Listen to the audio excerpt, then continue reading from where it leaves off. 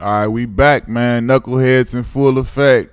Season 3. We out here on location. Blackest one in the building. We got a very special guest. Man. We got the truth. The truth. Paul Pierce. P Square in the building. Hall of Fame. Jersey up in Beantown Rafters. Legendary. Tune in, y'all. We about to talk our ish.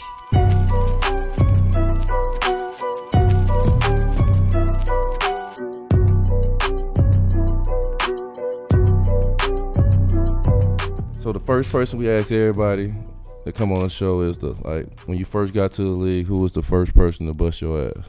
Oh man, that's something you ain't gonna never forget. For me, it was Grant Hill. Ooh. I was like, oh man, I ain't gonna even lie to you. I Detroit swear, I tell Detroit Piston Grant Hill. The teal jerseys. Oh man, no, listen, dog. I swear on everything I love. The last 5 minutes of the game. He came down, he either scored, I fouled him, or he got an assist for somebody to score. And it was just like, I felt like I lost the game. I think he had like 38, 15 assists, 12 rebounds, and I'm in the locker room like. You felt defeated. I felt defeated. I almost wanted to cry. Wait, so had anybody ever hit you with a triple-double though? That was a triple-double. That's what I'm saying. That was the first person I felt. And you know the crazy thing about this?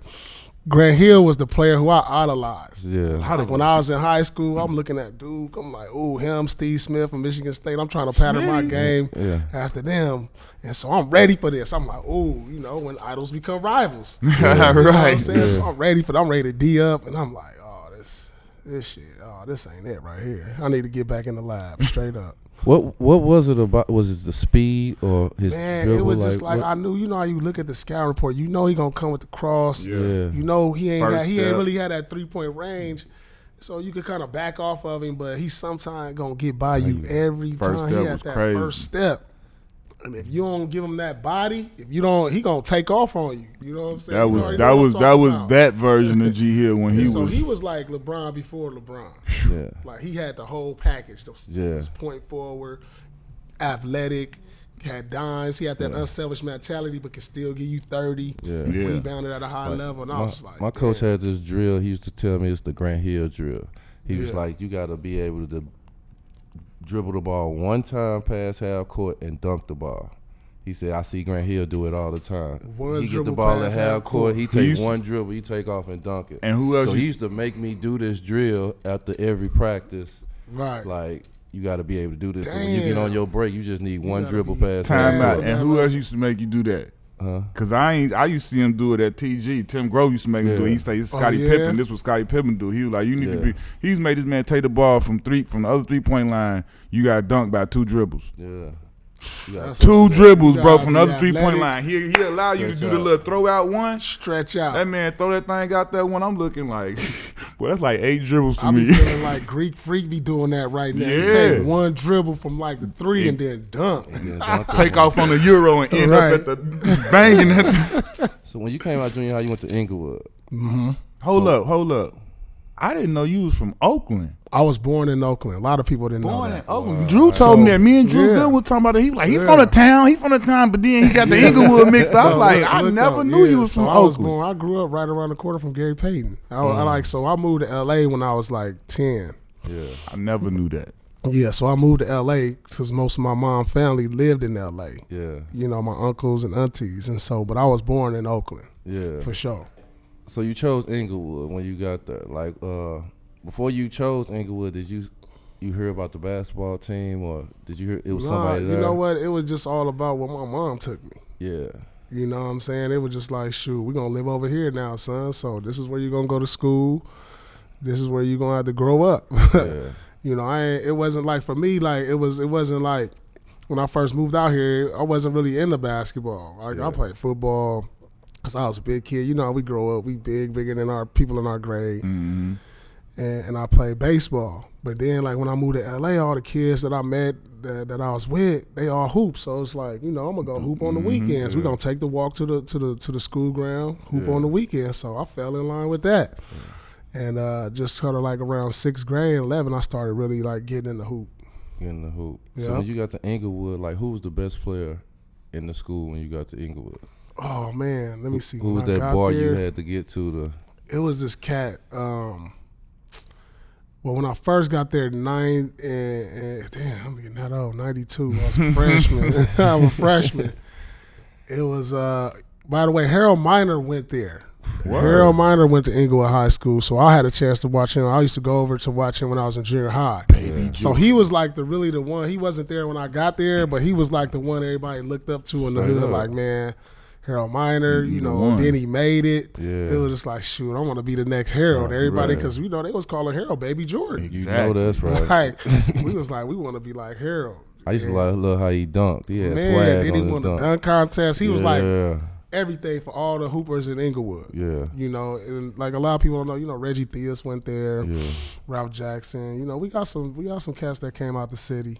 Lisa Leslie went to Morningside, which is in Inglewood. That's the only the major two high schools. Right. So Byron Scott, Eldon Campbell, they all So Inglewood native. At what point did you start hooping against and meet BD? Because y'all met pretty early. Yeah, I met right? BD when we was like, I was in the 7th or 8th grade, and I played at the Inglewood YMCA. That's where he had to be a fat kid?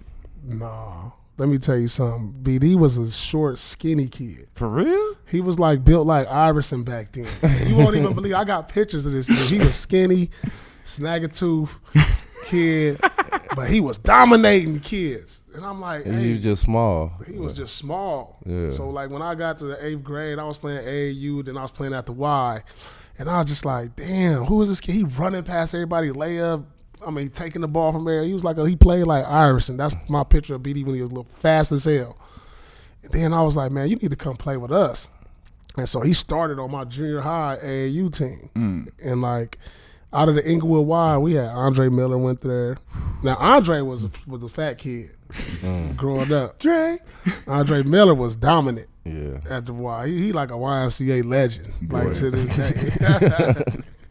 It's crazy. Dre came to the league with the big boy post up game forever as a point Dre guard. was like that. He one of them people that don't get mentioned a lot, but he used to lead the league in assists. Right. Like with the horrible worst team in the league. Worst team in the league. He lead the Straight league up. in assists. People don't even say his name. No, he definitely was one of he the definitely more was a underrated respectful- players. Yeah. And I got to play with Dre with the Clippers. That's right. You know somebody from LA, like the first big person I ever heard from LA, like high school wise, was Shea Cotton. Oh man, I don't even Like, want to he tell you was about like- him growing up. Yeah, like that Shea was Cotton. like my rival. Oh, so that was y'all was the same years. Man, what? That Like, was all I'm from- like a year older than Shay, but I'm gonna tell you what. With my AAU team, when I started playing, I played on the best second place team in the history. We lost to him in in the city. We playing him in the finals every year, every tournament. I lost to him every one of them. I'm talking about dude coming down. They had the fresh. I played for the team called K Swiss. We were K Swiss. We was broke. We was the hood team. But we got kids from Compton, Inglewood. Right. We just brought but we was grimy and we was like winning. But then every time we played them, we're gonna lose to them in the championship. It's gonna be K Swiss versus they was called PTI, and then they changed their name. But they had the fresh Nike suits, warm ups, name on the back. He of was the the jerseys. he was the chosen one. Like he Nikes. was LeBron before He was LeBron. definitely LeBron. He was We used to dunking hear about in him. the 8th grade. Yeah. They say he was like, I guess he stayed that same size from like 8th grade. Could you imagine, like, it's different now because kids more athletic, but like, I'm talking about early 90s when you were in 8th grade, everybody was talking about tapping the backboard. Right. Yeah. So you look down the layup line and this kid out here dunking, he like, and he already built like he ready for the league and he in the like 7th grade. It was like, I was like nothing you ever heard of. Check his pad, check his I birth just know, certificate. like, he had has so much hype around him. I was like, man, I Shea ain't Cotton gonna must lie. be that dude. Nah, that he was we- that dude. Like in a tournament, they flew him in once, and this is when we got to be seniors because we played against each other since 7 all the way up. Yeah. They flew him in only for the championship versus my squad. He didn't play none of the other games. He just said, I'm going to be out there for the championship. And they This is won. Vegas. No, but look, we wound up winning because this is the year. A lot of people didn't know KG flew out to play with me this tournament. Oh, okay. Oh, they brought in a They ticket. brought in, this is where I first met Ticket. Yeah.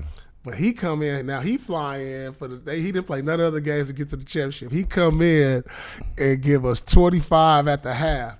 And KG like, who is this guy right here? I'm telling you, it's a story we still talk about today. So he was that. He got off the plane and just came, gave us 25 at the half. I don't know what he ended up with, but And when y'all won that though. but we wound up winning. It was the only time I probably beat him. I'm like 2-50 versus them. Damn. This is like the last tournament of my last year playing AAU, and we won the last one. See, people don't understand. That was how that era was, man. People was really breaking their neck to like fly kids in. I remember like the tournament we was talking about with KG came to Chicago. The first time I ever seen him, they had a big tournament in UIC in Chicago, and Wolf coached him. The guy that coached him at Farragut. He was talking noise. You know how it is in Chicago. They gonna talk somebody. He's like, oh, that's all right. I'm ready. That's all right. Wait till that jumbo jet land. He kept talking all this. Wait till the jumbo jet land. Jumbo jet land. He got ticket. Robert Traylor and Albert White. Ooh. That man thought he came with 3 All-Americans. Ooh, some heat. What? And they had Ronnie already. See, that's what he was Field. Ronnie was there. Damn, they was and like, so Ronnie was like, going to be the next Jordan. Yeah, and it was Ronnie. like, so I'm sitting there as a young boy. I'm 7th, 8th grade. I play, my AU team playing in the other gym, and it's like one of those type deals where it's all the levels and everything. Man, we over there looking like, yo, when they came in, it's like, dude, these like NBA players. Right. Because, KG was for real, like same height, like 6'11", stupid, dumb, long and tall. Then you got tractor trailer. I never seen nobody in high school big as him. And Albert White was like 6'8", dunking, throwing that thing, boy. He was throwing it. My Mickey D boy. Yeah, so like they was like, I was like, I'm sitting here looking at this like, dog, it's a whole new level to this. It's a whole new planet to this thing, boy. I was, Ronnie used to just float in air, just stop, deposit it, throw it over there like that, for real. In high school, did you win state?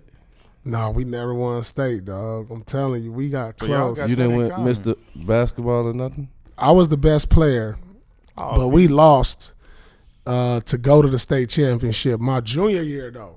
Mm-hmm. And then my senior year, we lost.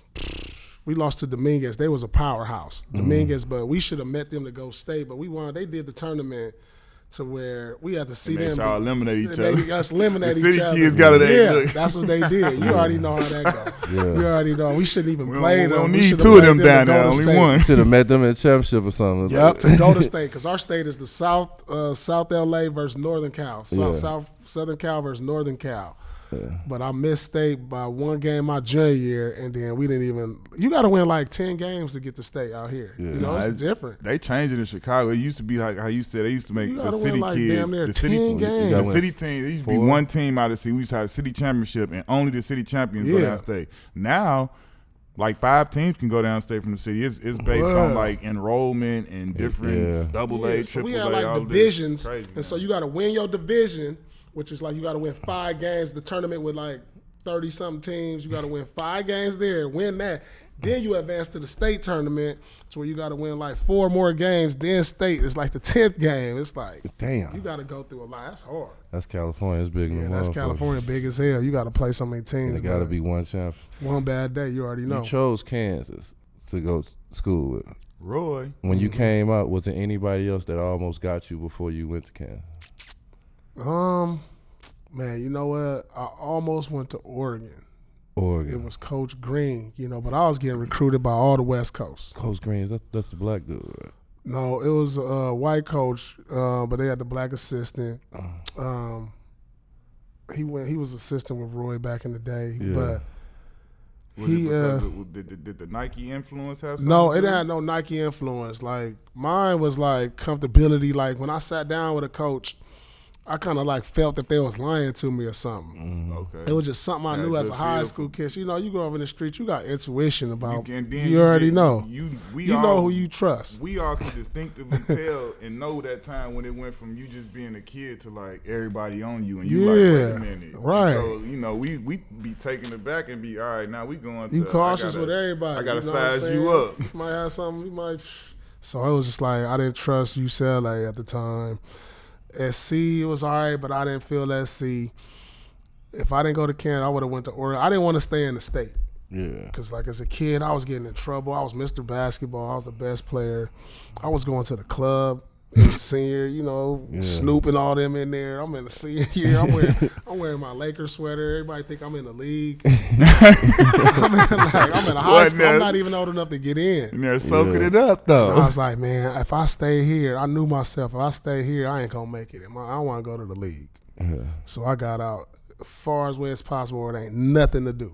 Yeah. And that's why Lawrence, I went to Kansas. Yeah. Straight up. And then I love the environment. I trusted Roy. He never promised me nothing. All the other coaches promised you, like, you going to be the man, you going to start. Roy was like, I can't promise you that. And I was like, all right, he being real with me. I tell you one thing that I'll never forget about Roy that I still to this day admire and love about him. Like, because he recruited me hard. Like I say, if I told you how close I was. If it wasn't DePaul, it definitely would have been them. But I remember him telling me, like, when we was sitting there, he was like, listen, he came to your house, he got all the rings and all of that stuff. And he told me, he was like, I know how this is. He talking that little country accent. Yeah. And he like, listen, when I walk through this door, I'm a fan of Quentin Richardson. He was like, I know how this process goes and all that. He was like, whether you come to my school or not, I'm going to always be a fan of Quentin Richardson. Right. And every time I done always saw him, like, it's only been a few times, but he was still solid. It wasn't like no bitterness or no nothing. That's how he is, and I real. respected that about him. Like, that's a solid. And then you see that when you look at all of the players, the former players, as recent as the boy Kobe White, how his relationship is with him. Like, you always get a feel that it's always a solid, genuine bond with him and his guys. So I always respected that. I always loved Roy. He pushed me. I'm telling you, he made me a player. What made you stay another year? I came out my junior year, but I was projected to go after my sophomore year, I was projected to go between 6 and 17. And so I'm thinking, like, damn. Big gap. Mentally, I wasn't physically or mentally ready. Yeah. And I was like, I'm gonna come back one more year, learn a little more, and I'm gonna go try to be the number one pick. Yeah. I know I'm gonna be preseason All-American. I got a chance to win National Player of the Year. Yeah. And so I said, I'm gonna come back and be the number one pick. Yeah. Cause like me and Chauncey, I remember me and Chauncey, we went to college. He went to Colorado. So we used to talk, and he's like, we're gonna come out together. Then Chauncey called me like, I'm out. I was like, damn, dog. I ain't ready yet. Chauncey was like top 5. He was like the number 1 or 2 point guard in the country. He was a sophomore. I was like, damn. So I said, I'll stay another year, be the number 1 pick, dog. You got it. I'll see you next year. Right. Yeah. And then let it go. Straight up. When you got drafted, did you think it was going to be somebody else than the Celtics? Man, I didn't even work out for the Celtics. That'd be crazy, man. I didn't even work out. We didn't work out for the Clippers at all. Look, I was projected to be the number 2 pick, which was Vancouver, which is Memphis Grizzlies right now. Oh, okay. So the first pick was the Clippers, Elgin Baylor. So I worked out for that. I wanted to be the number 1 pick. That's why he took Ola Candy that year, right? I worked out for them, right? I worked out for him. I'm like, all right. So I'm like, all right, I'm projected to go number 2. I'm thinking I'm locked at the number 2. And I call him like, man, call my A. Man, give me another workout with them. I want to go home and be the number 1 pick. And I was like, nah, I begged him for another workout. Like, you asked for another I asked for another show workout. y'all this shit. Yeah. And then, man, I remember the top 10 teams, top 5, 10 players that went before me to this day. And so when I didn't go in the top 5, I started sliding. I was like, damn. So now I'm leaning back in the chair like, I don't know where the hell I'm going now. 7 come, 8 come, 9 come. I'm like, then 10 come. I'm like, Celtics? I hated the Celtics. I grew up in L.A. I'm a Laker fan, dog. Like, I'm like, the Celtics? Like, so it was like you want to smile because you're getting drafted. They got the cameras in your face. I'm in the back of my head like, this some bullshit. Exactly. Straight up. But stuff happened for a reason, you know what I'm saying? Word. You just never know where you're going to get pointed, what direction. And shit. You in Boston. There it is.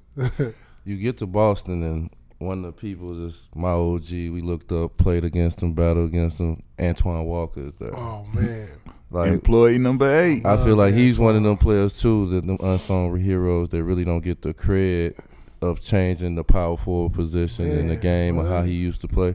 Speak on Twine, like what he mean? Twine, dog, he was my big brother. Like he just took me under his wing. Everybody's big brother. I mean, I went everywhere with him. Practice, we gonna talk shit to each other. I remember my first practice. He talking mad shit to me. I'm like, whoa, what's going on you here? You ain't seen this type of like, shit before. So I was like, hold on, legendary. because I wouldn't know. I was like, you ain't about to be talking to me like this. I'm about to stand my ground, homie. Yeah. Like, because we was on opposite teams, and he just pushed you, though. He just like, but I always came from like that, the playground. You know, I grew up, it wasn't no like kids now. I ain't had no trainer work me out. I'm working. I'm at the playground every day or the weekend. I'm like, so this is my playground mentality, and he got the same thing. We're gonna go to the park, play against older people. They're gonna talk shit to you, and if you bow down, if you curl up, you ain't gonna be able to play there no more. So you better stand up, or you gonna get ran out. So that's how that was. But I love him for that. He was on and off the court, man. He don't get the respect. He really like how these kids play today. Yeah. He was doing that back then. All of that, like how people, come on, bro. He got one of the most legendary quotes, like, hey, Antoine, why you shoot so many threes? Because it ain't no 4-pointers. Right, what you talking about? You feel me? Like don't like, and I'm talking about, and I'm still gonna do it, and I don't care what you saying. Like I'm boogieing everybody, and it ain't nothing like, you know it's so crazy too. So like, you know, he had the wiggle. Everybody looked at it like the like Cybertron. They frowned at that, like fans, the media. Now that's a normal thing today. Yeah. We laugh about that all the time. Damn, they looking at him like he a bad guy, and he just having fun. And nobody like that. Be humble, do this, but he's just having fun. But now, like everybody do it, and it's and now it's like this one. It was like, oh, look at his passion for the game, and he's so like, come on, bro. Like it's my man crazy. was nothing but passionate, nothing but Antoine. Like I just hate the way the narrative be, because he was legit a boy the entire time. Like in the whole like. Anybody, any of his peers, everybody gonna show that respect. Everybody know like it's the outside people, you know, the people that some of the people in the media and whatnot and all that. But man, boy, trust me, Cybertwine. Twan was that dude. Employee number 8. Employee number 8, boy. I'm talking about. I'm telling you. Chevy on him after he hit a 3. Oh man, he used to party on him. I used to love that. I used to love that. But he really took me under his wing, man. And I love Twan, man. Y'all chemistry together, the way y'all play together, y'all encouraged each other. I remember when we first got to the league, and man, just seeing y'all play. I liked how y'all squad was put together with Eric Williams and all that stuff, and y'all was going through them battles with New Jersey with Jason Kidd and all them, and I know y'all was fighting for them titles them days, but I remember how like what type of team y'all was, a grindy team. Y'all was kind of way different than the team that we just y'all won a championship with or and shot threes. Yeah. Like how they play today. Right. Yeah. Like I be looking like Walter McCarty. Golden State, they changed the way we play. I was like, shit, in 2002, this is like, if you go back and look at our tapes, we had the stretch 4. Yeah. We had put 3 around 1. Yeah. And we shot threes like 40, 50 threes a night. And I'm like, that's the way they play now. But it's just funny, like how you say everything is looked at different now. Cause you remember the 05 when we was with Phoenix, when we was letting that thing fly. I had games of 17 attempts from 3, 19 attempts from 3, like letting everybody, Joe letting it go, Barbosa letting it go. Tricks was shooting threes. Y'all, let me tell you about Phoenix. That had to be the fastest team I ever played against, dog. Like straight up. Yeah. Like if you laid the ball up, we catching it through you the ain't net. had time to shimmy, do Back, nothing. party. You ain't had time, dog. I swear, I was nothing. so tired the first quarter every time we played Phoenix. Because they going to get the ball out and throw it ahead. I was like, damn, it was like a track meet with y'all. Nash pushing that jump. Every time. We had big Steve Hunter running fast. Steve 7-footer. Steve used to run like the wind, bro. Right. I know y'all didn't get over the hump, but when Twine got traded, and now it's just you by yourself. Oh, that hurt. I remember them like them first, I think it was like 2 years or something like that. 2 or 3 years. Man, that hurt, but then you became Superman. But still, But like this them was like we losing went I to feel the what you're Eastern saying. Conference Finals, so I thought we was building something. Yeah. You know, you thinking like, okay, we not far from a championship. But then it's just after that conference finals appearance, it was like we regressed. We started losing players. Then he traded Tron. Then we went to a whole. I'm starting y'all to in the enter my draft. prime, Yeah. and now we rebuilding. Yeah. And I'm like, hold on, what's going on? Yeah. You know, so that one hurt when we traded Twan. Yeah. I ain't gonna even lie. Then, you know, you go through them sorrow years of losing. You ain't never really lost in your career. But then you get a trade for Ray Allen. You get Ticket. Like that summer and like the hype around. You know, as NBA players competitor, we be like, Everybody oh, shit, knew them the it was motherfuckers cracking. with the crown now. We got to we gotta you look know for what, them. though? Look, we put the trade together, and I remember a lot. And then me and him, this dude right here, we had our battles. I don't even know, like I don't even know where our shit came from, like.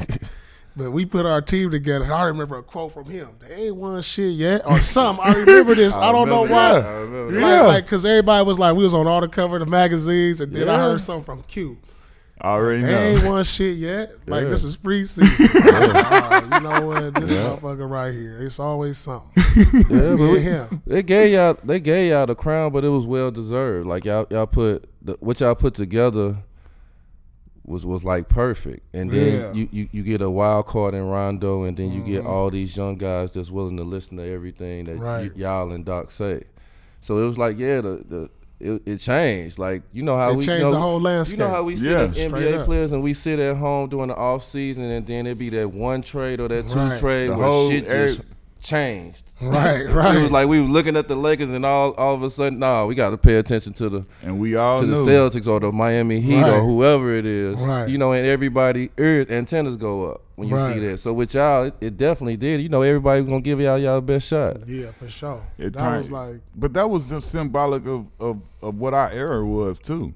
You know what I'm saying? It's different when we weren't gonna sit back and just listen. Like, all right, I was playing for the Knicks then, so it's like every single interview they come in, they talking about y'all. After a second, you like, yo, man, like, fuck they did. They ain't like, man, listen, like, going on with that, like, you know what I'm saying? But Right. like that That's was the our difference. era, That was the yeah. difference of how we were. We were gonna right, get right. like agitated by that and say some shit like whatever. I could remember man. saying the same thing when Miami got together and I was in Orlando. Like they ain't won shit yet. Like you know what I'm saying, the same type deal. But Right.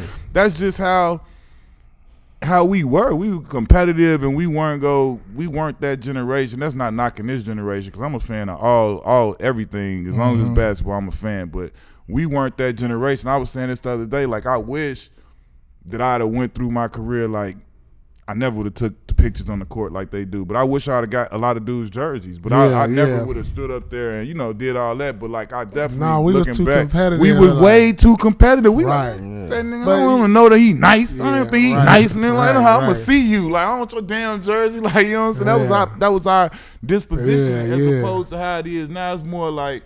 They the social media pop. You know what I'm saying? They be all and then Right. we ain't do all of that. Right. I can't hate against it though now, but because like what I do love about this generation, they all boys and they work out, which is cool, but they do business together too. Nah, that's the real solid thing. I wish that we was more Business None of that. like, you know what I'm saying? That's what I like about this that's era. Our generation we was gonna if somebody found the secrets, they was gonna say, hold on. And they set the narrative. You know what I'm saying? yeah. But they got allowed, like this era got more of a voice too though with the social media. Like they don't give a damn. Like it's more people demanding trade. If we demanded trade, it was gonna be like, oh, he an outcast. Whole city shut whole down on article. him. Like it's gonna like now you can control You control got it more now. of a voice. Yeah. But back then it was play basketball, shut up. We pay you to Yeah. play basketball, shut up. You can't do nothing outside. We don't want you to do a movie or TV show or Yep. put too many Yep. commercials out of you. Yep. Or that means you doing commercials every day. You're not working on your game. Right. You know what I'm saying? That's how they right. kind of had us. But Which now, is like I say, absurd. with the business thing, I'm definitely happy that the new generation. Yeah, that's what I do love about doing- this new generation. You get KG. I heard the energy in training camp from training camp all the way the whole season was just different. No, I never. And I know you nothing going like from this. them battles with Twan, and then you had a couple of losing seasons, and then you get this trade during the summer, and then this training camp that y'all have with a coach like Doc. Yeah, that's with the shit. This is from Chicago. Right. So how was that? This Explain was that to the him. most intense thing I ever been a part of. You know, I done been around KG, but at this point, we go to Rome. I'm talking about it's the loudest practice. It's the hardest practice, and he had the bar every day. Because you know when you out there by yourself, I'm the lone star. It's like you ain't never been shit. around like outside of Twine. I ain't never been around other Another great superstar, players. right, So yeah. it's like I'm looking at how he worked. I'm looking at his intensity, and now it's picking me up.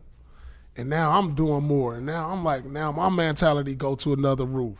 You know, so I'm looking at this every day. I'm seeing Ray work. I'm seeing Ticket work, and I'm like, I'm trying to match or do better, but we constantly doing it to each other. So now it's pushing us to be even better. Right. Like if KG get there at like 8 a.m., all right, I'm gonna get there at 7:30. Then the next day he get there at 7 and beat me. Oh no, I need to get there at 6. Like Right. that's how it was. It was like, but it made us better. That's the one thing. Like when it come to KG, like throughout the whole time since I got in the league, and when I first got to play against him and see, like, I always used to be like, man, dude, like this dude, you gotta be spun, like physically spun after every time, cause he be so That's how locked he in, wired. so intense, and it's That's like, how bro, he like, and it's wired. like, you know how you play against people, all right, he faking, Right. you know what I'm saying? Right. Nah, bro, this is he. If This you is every ain't time, ready like from you could jump watch it. ball- I remember he did like this was right after he retired or whatever. He did some type of he did something for TNT or something where he did like a hype video and he would just talk. I was like, bruh, this man got me ready to go run through a brick wall right now. remember that. I remember that, Just yeah. on how Yeah. he talking and how. That's what I used to be sitting there looking at that like, bruh, how that feel to be around that every single day? This is how I measure greats. You know what I'm saying? So like you got the great players throughout history and they probably won, but how do you influence your teammates? Right. You know, that's a big factor in me when I look at great players. Like how did you make them better? Yeah. You know, you could just be great on your own. Mm-hmm. Like it's a lot of great players on their own, but like how do you motivate the other guys? You know, so just every day I knew I had to be ready mentally. It wasn't no bullshitting. But I wanted that. I was like, now I'm in position, I got a chance to win. You know what I'm saying? All these other bullshit years, I'm like, man, I'm done with that. I don't even want to be around this no more. Yeah. And then we bring in KG. But that was an honor to just see that every day. You know, a lot of players, you know, y'all had a chance to be around some greats and you see how different it was. Mm-hmm. But it was just a real honor when you can be able to see this every single day and be a part of it. Yeah. You know, and you understand their journey. Like, it's an honor. And I wish every player in the NBA have a chance because it's not everybody ain't a You're great. right. Everybody don't get a chance to They play don't with get that it great with that teammate great, like great that. teammate. Like, Yeah. you don't get a chance to play with LeBron or a Kobe or, you know, like to really see it firsthand and to watch it every day influence everybody on and off the court and say I shared it with them. That was an honor. Straight up. That's how I feel about Steve Nash, bro. Because it was like that. I only played with him for that 1 year, but for me, that was like you say, that was my first time playing. He was the MVP that year, so that was like my first time, and just his presence. You know what I'm saying? What he meant everywhere we went, it was like, damn, like these people love Steve. Yeah, Like, man, it was like yeah. it was my first time being around. Like, oh, you for real a superstar? Right. Like, no, like you for real, like you know what I'm saying? Like superstar. my first 4 years, I'm playing with LO. You know, Yeah. bro got fans stuff, but like nah, like we all peers and young boys. Like get over there with Stevie, it was like, oh, okay, like nah, this is what happens. And then just like you say, being around it every day, like because to me, it was unbelievable to witness how selfless he was and how he was able to navigate all of our egos and be able to keep everybody in check and just still not be even worry happy about and himself. Yeah. Like not even like he was last every time. I'm cool. Like no, like but it was like that was like you say that was an honor to be around for real greatness watch and it. a witness and be Right. like his whole because you know his back was that's why Dallas let him go. They thought he was done. If y'all seen how this man used to get right and stay with that, like you know, with the this was before all of the bands and the Bosu balls and all that was popular. He used to have his dude come over from Vancouver or wherever from Canada. Yeah. being there 2 hours before I come in, he got sweat pools on the side of the ball, and he ain't been doing nothing but just movements. Like getting this core and everything together. And I used to just have so much respect for how regimented he was with that. And it was like you say, it was an honor to witness that type of greatness. No, straight up. That year y'all won a championship, y'all go through LeBron, y'all go through all that. You finna play against the Los Angeles Lakers. Yeah. Your childhood team that you grew up loving and watching, and like you got to play the Lakers. Like, how did that moment feel? And like, after you won it, like what you felt about it? Dude, that was a dream come true. Like straight up, like even though like growing up, I'm a Laker fan. I wanted to be a Laker, but I'm not a Laker now. I'm on the Celtics. I'm playing the Lakers in the championships. Like, how ironic is this? Yeah. Crazy. You know what I'm saying? A kid from L.A., Inglewood, playing Boston, going to the championship versus the Lakers. Yeah. It was like storybook for me. Yeah. It was just like, man, I couldn't have asked for a better script. Now, I'm a part of history. Yeah. Just matching up with them in the final. This is what got me into basketball, watching Lakers versus Celtics. Watching this rivalry, watching Magic. Magic was my favorite player. And so now I'm a part of this lure. And to beat them, it was just like, man, that was like a dream come true. Like, and get the MVP versus Kobe. Like, that was like, man, you know what I did? So we won. We all go to Vegas, kick it. Yeah. So I got the MVP trophy. I come back to L.A. I live out here. Yeah. Man, I go to Katana right there on Sunset, and I put the MVP trophy right on the table outside. Boom, like 15 of my boys. We in there having drinks. Everybody looking Big boy around. status. I'm feeling myself right Toast now. to the town right now. I'm feeling myself right now. I'm at Katana outside. You know how the patio set up. I put the trophy right there. Oh, they was hating that. In L.A. where you just took it from. Oh, man, I'll never forget that, dog. That's a feeling right there. Then let me tell you another story. So we lose to the Lakers in 2010. Right. And I'm sitting at Johnny Rockets with my boy, and this kid come at Johnny Rockets. He must have heard I was there, went back. Kid coming here with the biggest Laker flag I ever seen, right? I'm talking about the flag. It was a pole. It was a pole. He walked in and was like, hey, Paul, can you sign my flag? I almost lost it, I almost lost it, dog.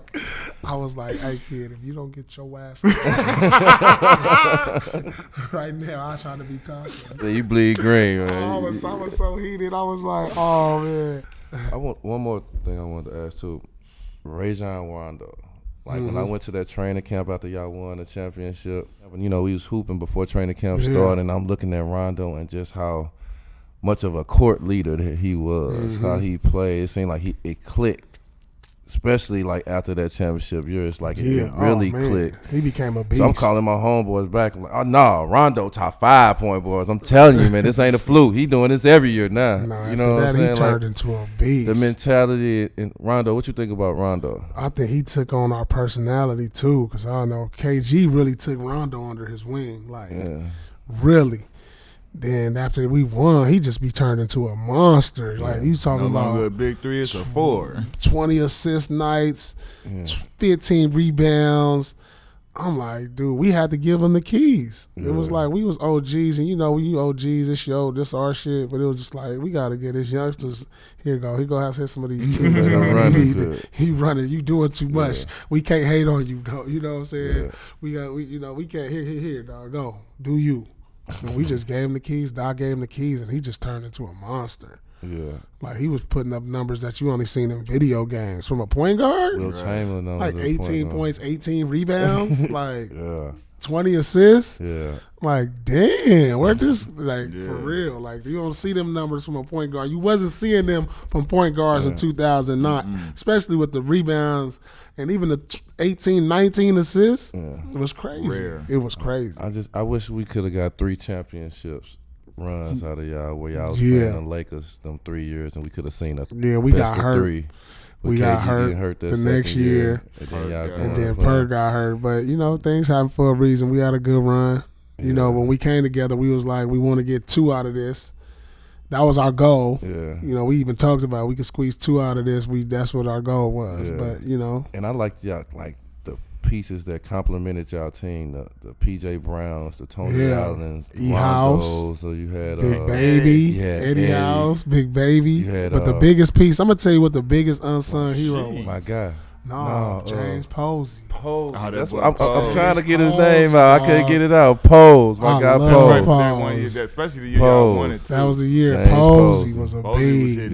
was He was a shots. big shot. Big shots. And That's he'll right. go lock And up defense. and Going take lock pressure up, off yeah. of me. Steals and doing, that's true. Pose. man. Posey was like one of the big glue guys you He's ever one of want my to favorite have. guys. Ever. Yeah, I Yeah. had For too. real. And Like he one of guys the like coolest that dudes ever. Is with guys that help you win championships for real. You know, I think the way Pose played created the way Tony Allen became. Mm-hmm.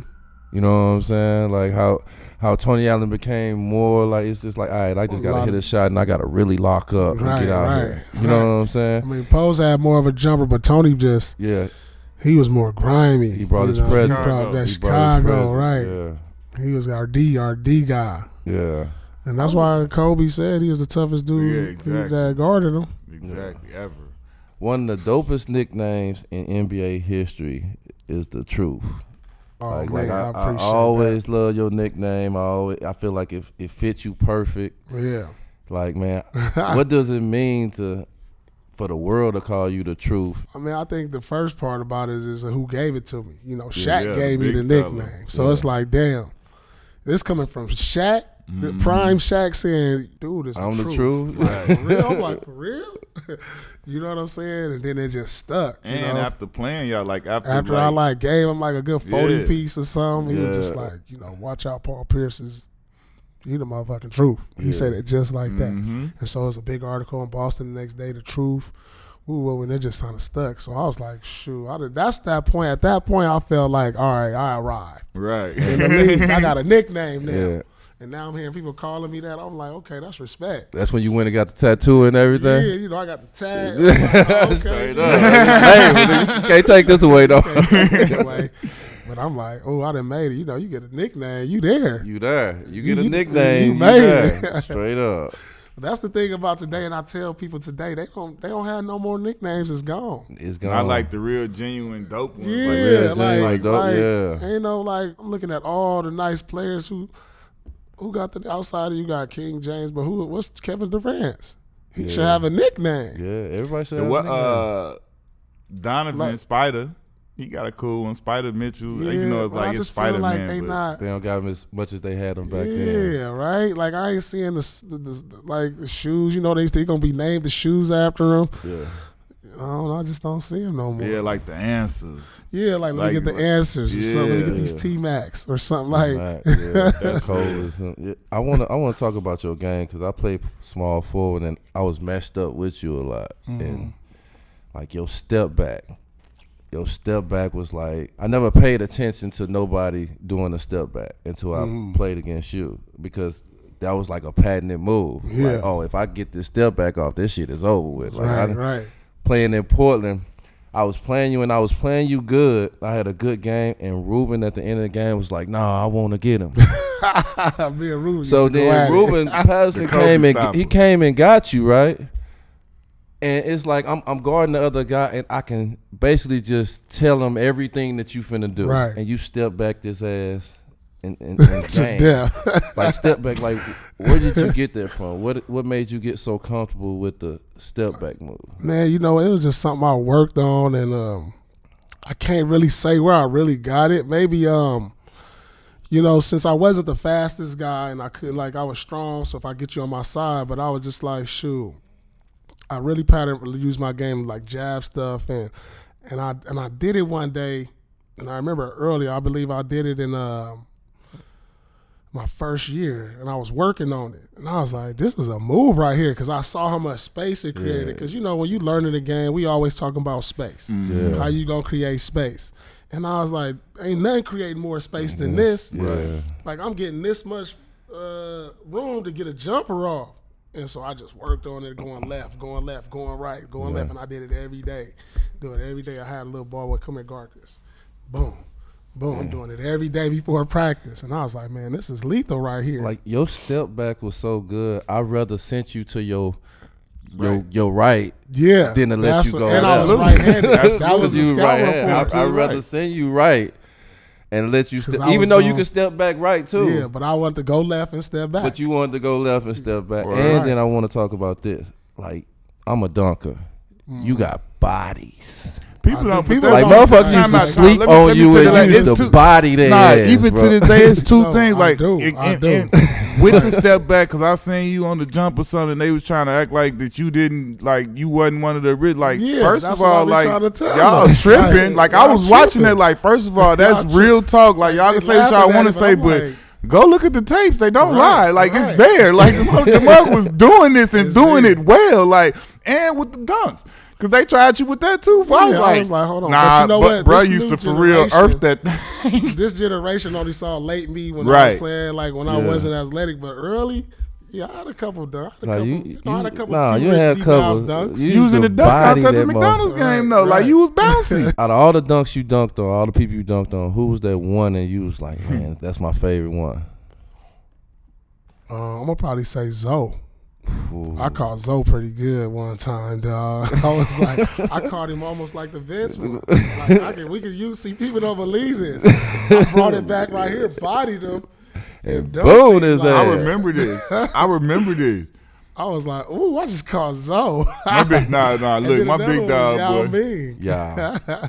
Everybody want to dunk y'all. Everybody want to dunk Zoe y'all too, ass. though, because Zoe was going to get Right. That's why everybody wanted to dunk on Zoe, and a lot of people did because you know him, But he the gonna Kimber, go they get went it. for everything. Right. You know what's crazy?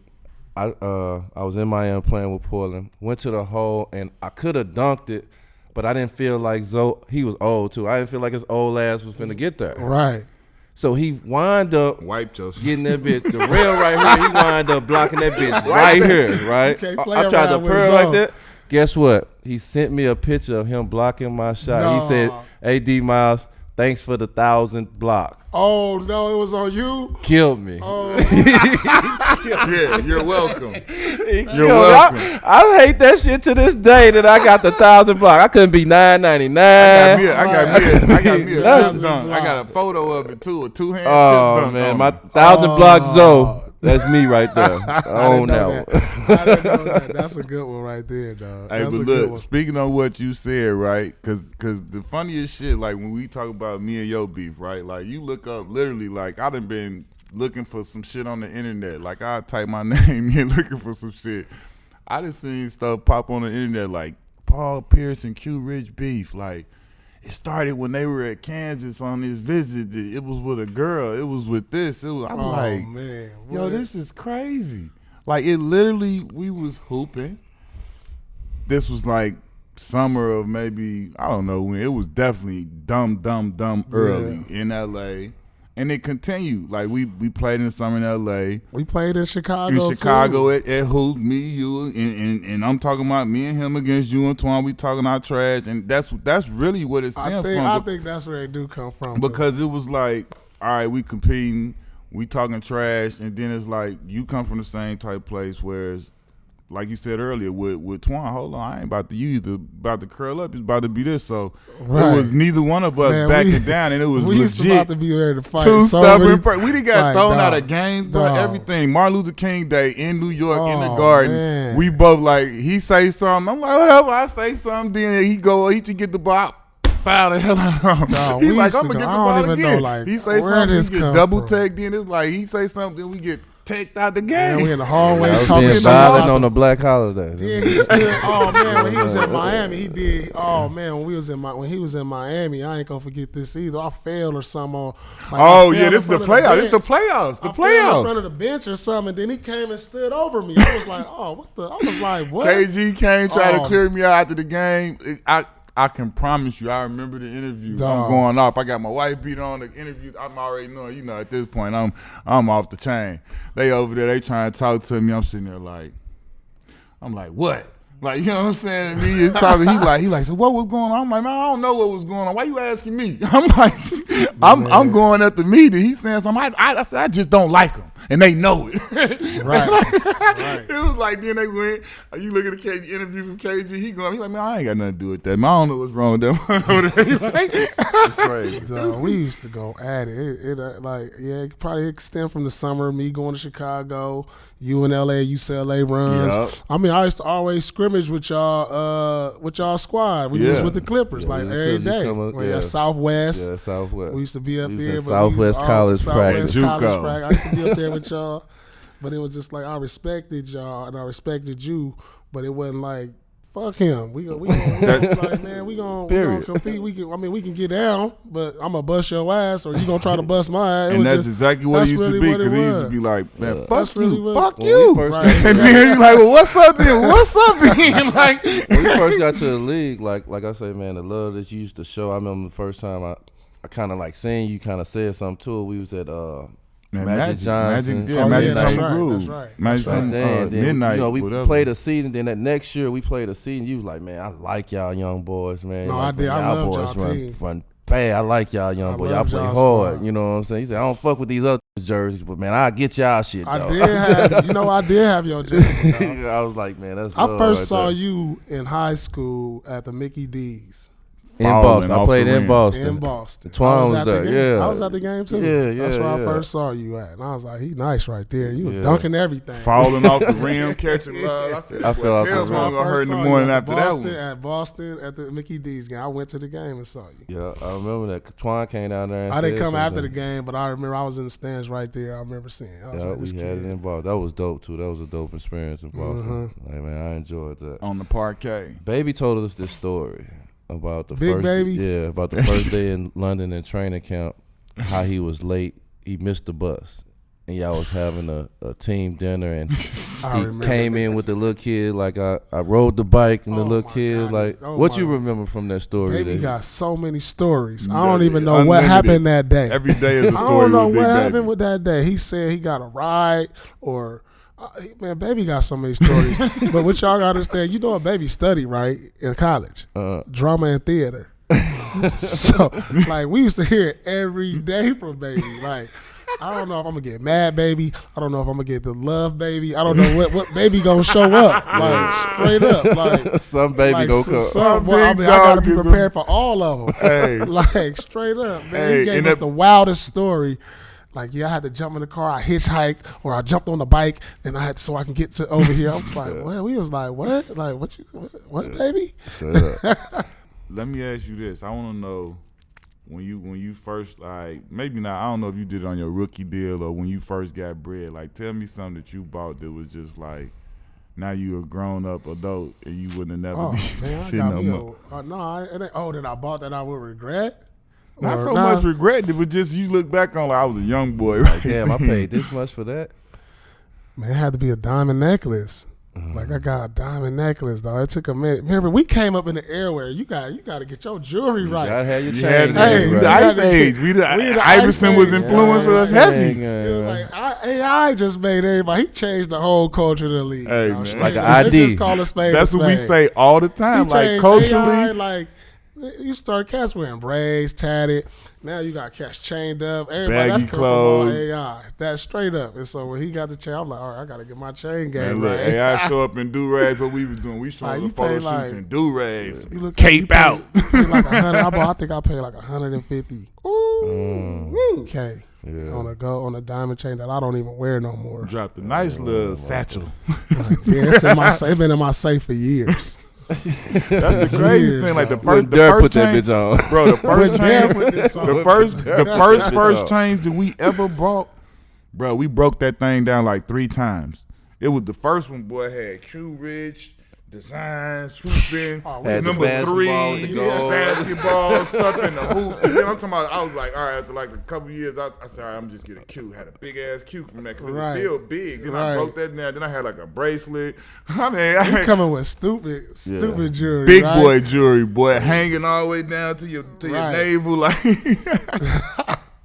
But they starting to come back now. Nah, I'm seeing a lot of these rappers do it. Yeah, it's back. It's But not coming the back to the NBA ice players, age, like not Quavo and the them. players, NBA no. players ain't doing it. But nah, them you said the Quavos and the babies. Like I seen babies. Quavo, man, the boy have rings, crosshair, teeth fighting crazy. They got all the like, bust big downs. boy thing. All the- They that's what they call wearing them, 2 bust watch. They wearing a downs. watch on each wrist now. Like I said, God, Big rings. Yeah, they and you bringing can't that tell back. time on them. One of them, both of them too icy. Ain't none of them Right. set. They just big boy watches.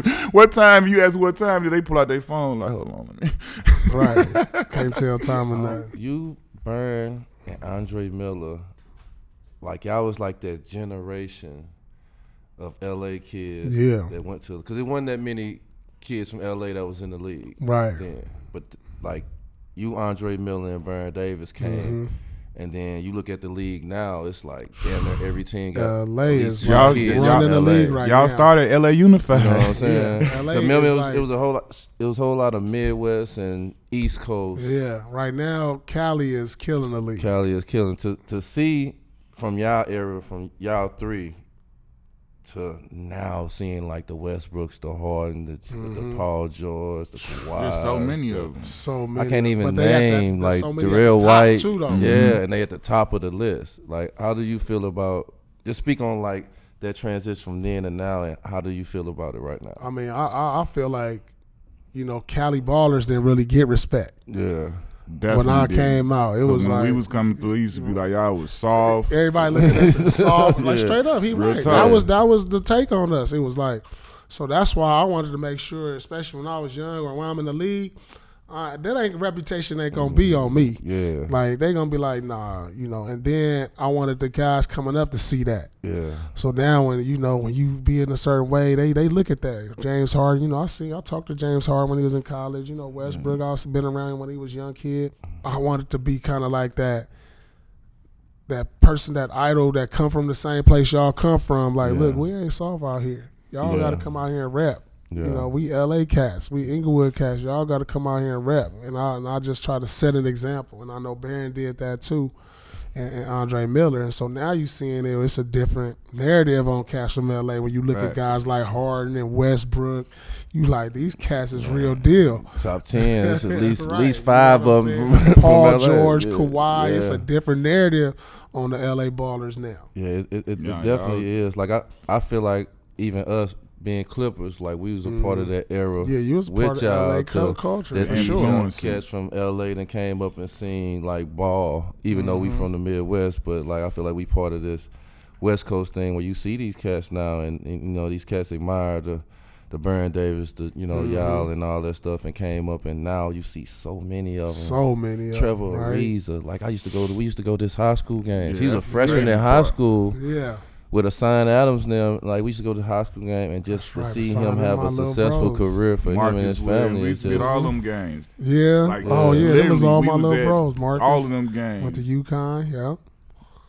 So like Them just to see the new era of LA hoops. I It's love it. just like a dope scenery. Yeah, see. they definitely changed the landscape, Yeah. without a doubt. So the Clippers got 2 homegrowns. They got 2, Paul George and Kawhi. To see cats from LA to go off and have their careers to come back home and try to make not the Lakers but the unsung heroes a contender and bring them a title. What you think about? I think that's the best move they could have done, and I'll tell you why. Because it's Laker Town. It's always going to be Laker Town, no matter what.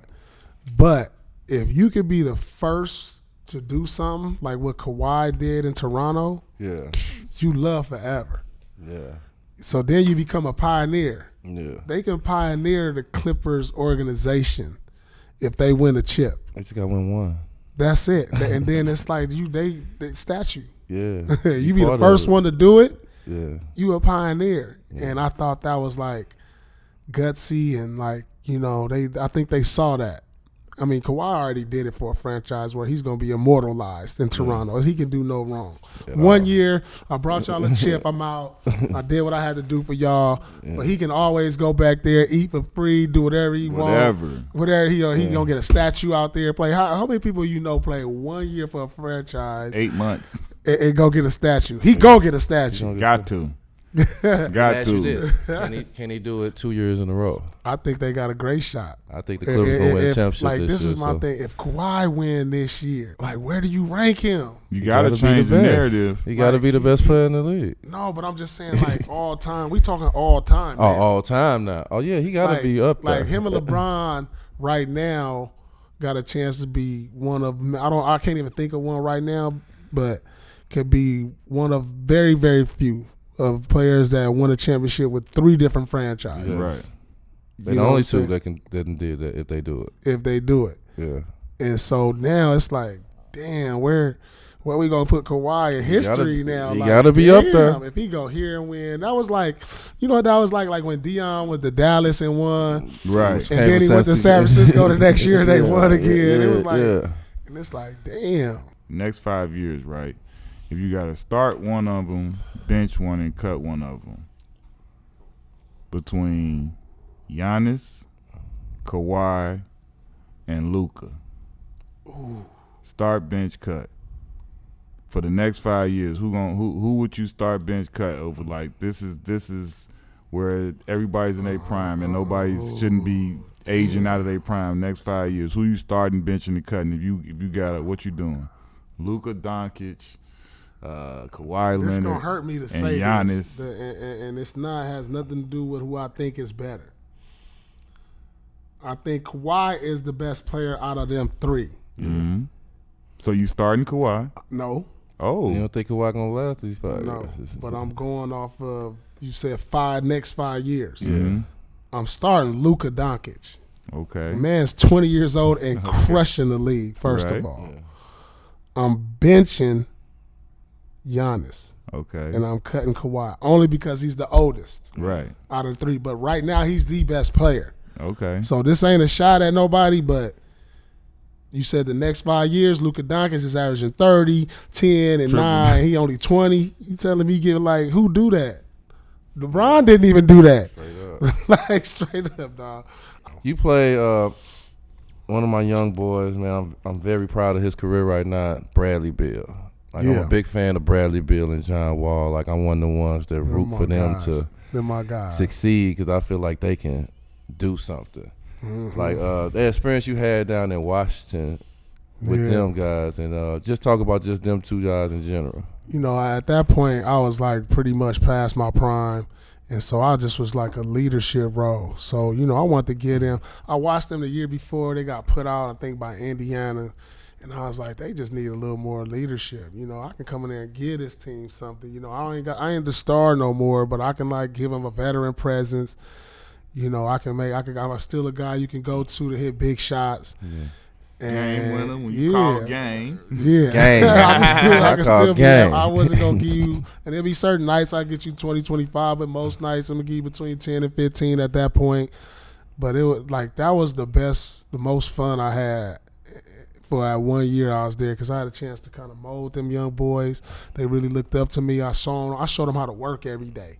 I got there early every day, and then I look up when I'm looking like, yo, I'm 36. Y'all need to be practicing. Y'all can't sit down today. You know, so I tried to teach them habits. And I feel like, you know, whatever they accomplish, you know, from that point on, my 1 year, I had a little something to do with it, installing, you know, something in it. And I had an influence in them. Yeah. And, like, so when I see guys that I played with that I had a little bit of influence on, it make me proud like a big brother. Right. Yeah.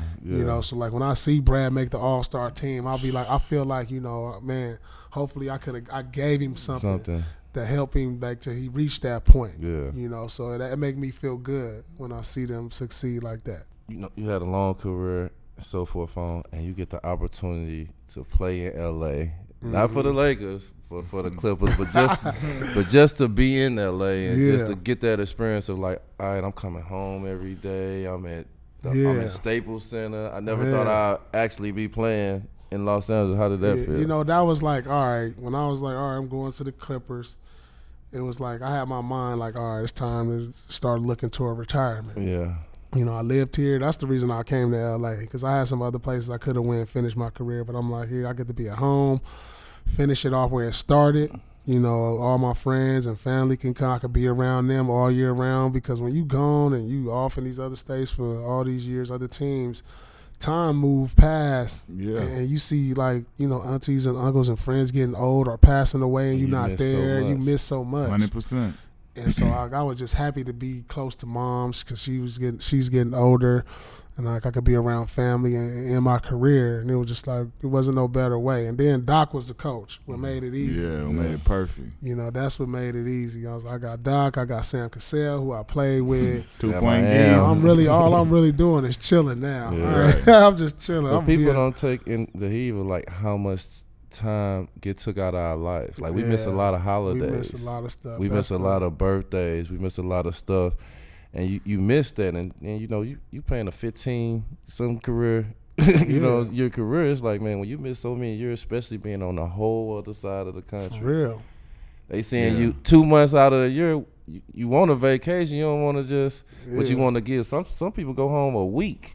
Yeah, out of them 2 months. There's so much, and people don't understand the sacrifice because then even when you home, you start training. Yeah, you gotta start working so out now and you like, I ain't got being, time for shit. being regimented I for gotta that, train. being tired. But like, yeah, that's the one. Like people say, you have any regrets from your career? The only regret I have is missing out on like, say, like my kids' first step, or then I learn teaching. Like when I'm gone, they get up and start walking. Like, you know, that's like missing family stuff. Yeah, like your house live and you just gone and you like, you missed that's everything. The only thing, and you know, it's nothing we can control, but you know, we putting food on the table. We helping like a lot of family members. We know what the alternative could be. Yeah, we very aware of that, so we gonna keep this grind going. I want you to talk about how it feel like, you know what I'm saying, like all us here, we poop, you know what I'm saying, different levels or whatever, had jerseys retired. Like for you to have your jersey retired for the Boston Celtics. Yeah. Like it's rare for any NBA player to get their jersey retired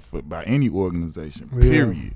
But for you to get your jersey to go up in the legendary Boston Garden with the names and the legends that is going up there with, like, talk about how much that means, especially coming from the whole start, going full circle, you not even wanting to be there. Yeah, You're a Lakers fan, and then man, that gave me chills, man. When he called me that summer, when Whit Grossbeck called me, he's like, we want to retire your jersey in February. I was like, what, already? I was like, you know, this is something that drove me. You know, you go up there, you can't help but to look up. Exactly. See all these damn banners. As a visitor. See all these damn numbers retired. You know, I know everybody's number up there and the player that go with it. And I'm like, I had my eyes on that from day one, though.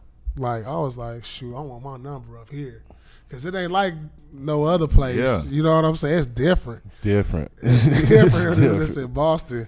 And I remember my speech, and I was like, shoot, I said this exactly I said in my speech when they retired. I said, if I never make the Hall of Fame, me getting my jersey retired in Boston is good enough. Straight up. That's prestige. Like straight up. Yeah. I was like, that's good enough for me. So with your transition, talk like, you know, we all are basically in media now, basically doing that. Like, how was that going for you, and what made you want to do that?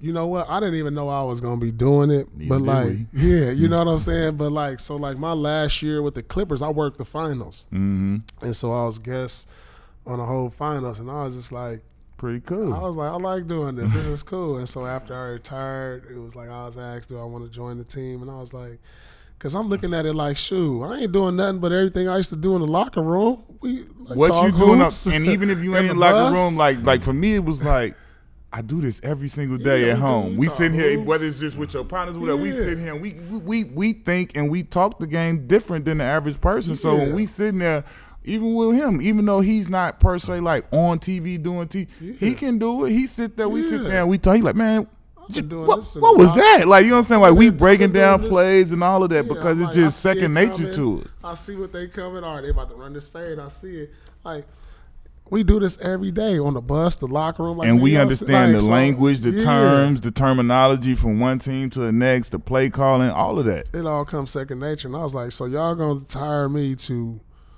come out here and do something I really always do every day? Because I'm talking about, it's not many. You want to know what? I was about to say, it's not many players I know that don't watch the game, but we'd be surprised by this new generation. Yeah. They'll get to the hotel and won't turn on the games. No, they'll plug in the video game, and I'm not saying I'm a gamer. I play 2K and all that, but I always watch games. Like you're not a gamer. Are we gonna go to dinner and watch the game or somewhere? They don't watch the game. I'm not speaking for everybody, but there's a good selection. I spent time. I work for the Pistons, and I've been around different groups, and it's like I'm looking like, yo, y'all not watching the game tonight? You know what? This generation, to me, and I don't want to sound like a hater, but I feel like they do it more for. They don't play for the passion or the competitive drive. It's more for their brand, for the clout, and the clout and the bread. It was like if I just go hard and I work hard, the bread gonna come. We came in playing trying to get everybody respect. Yeah, like, man, we good enough to play with y'all. That's and like for me, that's what I love about us and us having this. Like, you know what I'm saying? I feel like the only reason we can have you come, we can have Kobe come, we can have whoever come, because we weren't all-stars or superstars, but you guys knew that every night, like you said, we had what we had, and you a fucking Hall of Famer. I'm nowhere near that, but it was we had to get our rest first, y'all. That's what I'm saying, and it was like you. Like, that's why I can go to sleep. Like, when you got that, hungry. You got internet shows and all that stuff. For me, it'd be like, you know what I'm saying? When I'm speaking, I'm just literally speaking on opinion. I ain't got no hate for nobody. Yeah. I even LeBron, like, because a lot of people think I hate on LeBron. I'm not hating on him. I just, when we venture into the Kobe and Michael Jordan conversation, that's a different conversation for me. So I'm gonna say certain things about that may not be favorable for him, but that don't mean that he's not, bar none, one of the top motherfuckers in the history of the game, and he doing stuff that nobody ain't seen, and he's unbelievable. But it's just different when you talk about them two. But my thing is that me and D can sit across from you, Kobe, even LeBron, because I played against him, and he, to a man, he know that I'm going to show up, and I'm not the caliber of player y'all were, but goddammit, you about to go to water night, and you about to know that you went to water night.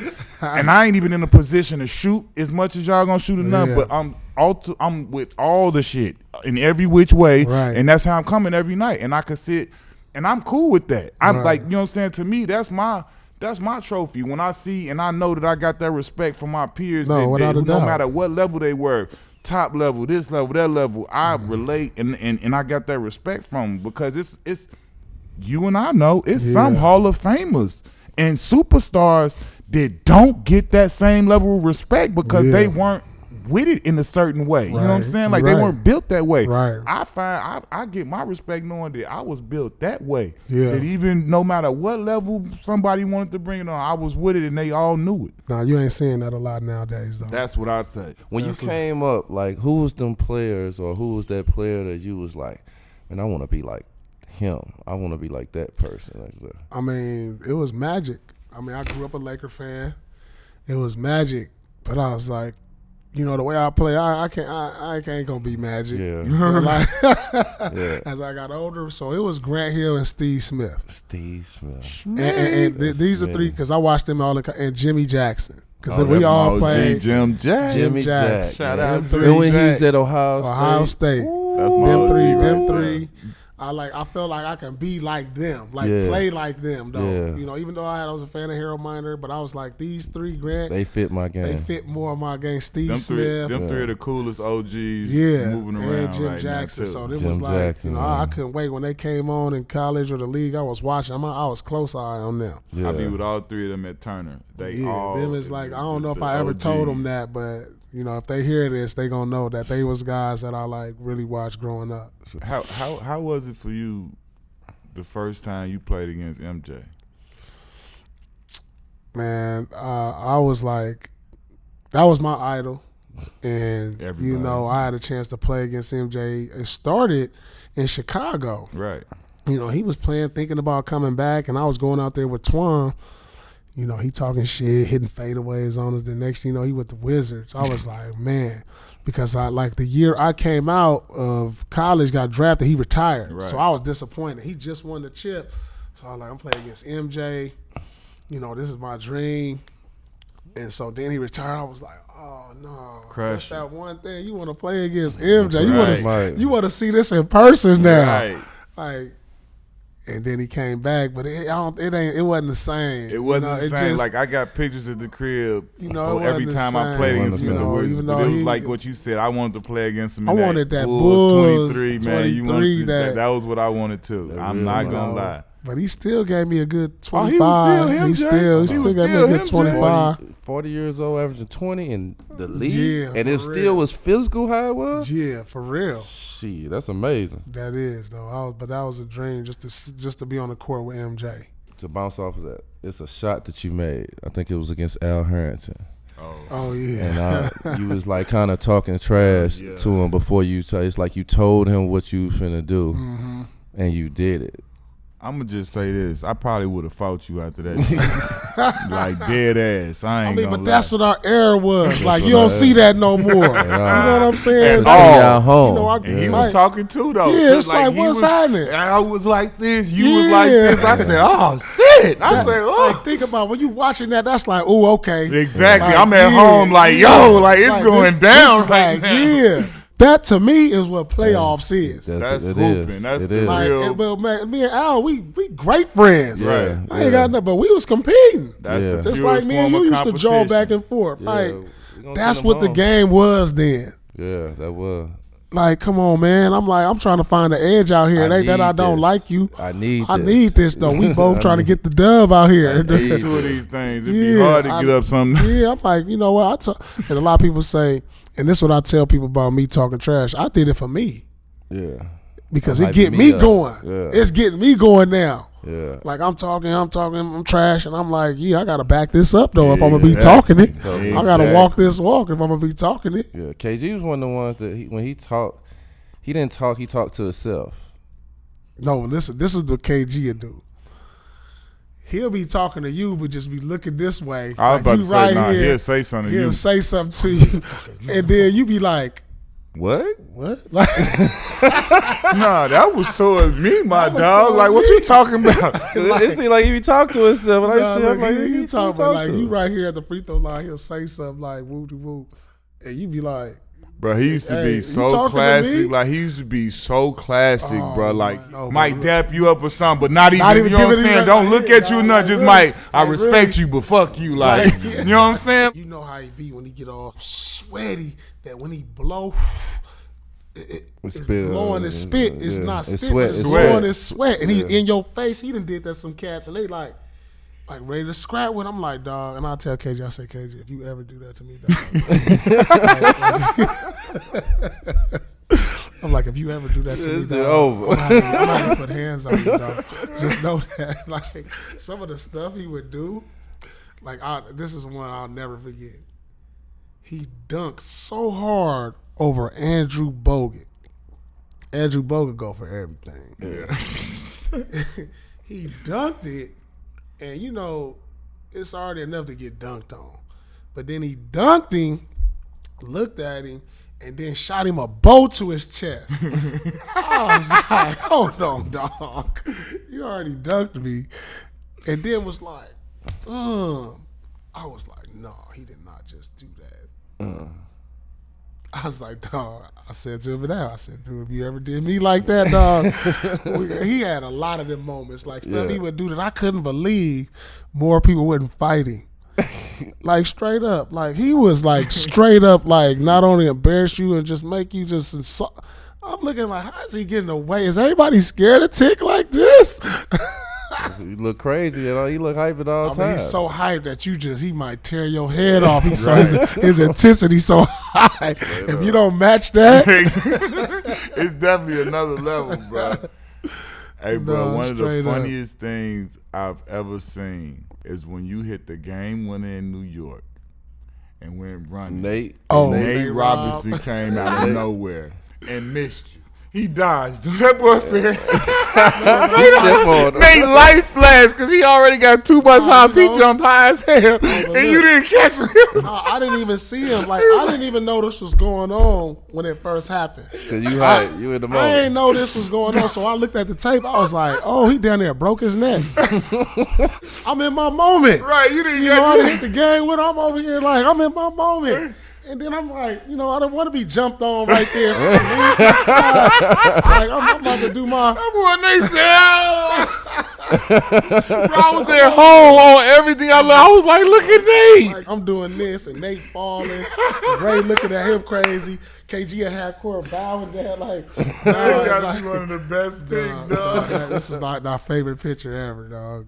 All right, man. So, you know, we appreciate you coming on. We always like to try and show love. We got a little, you know, a little exclusive Knuckleheads box. With the black box.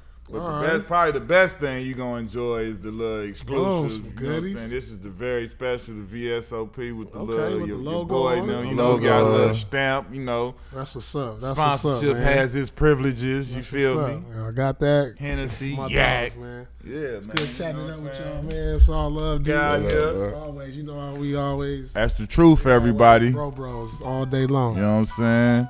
It's a fraternity. All day.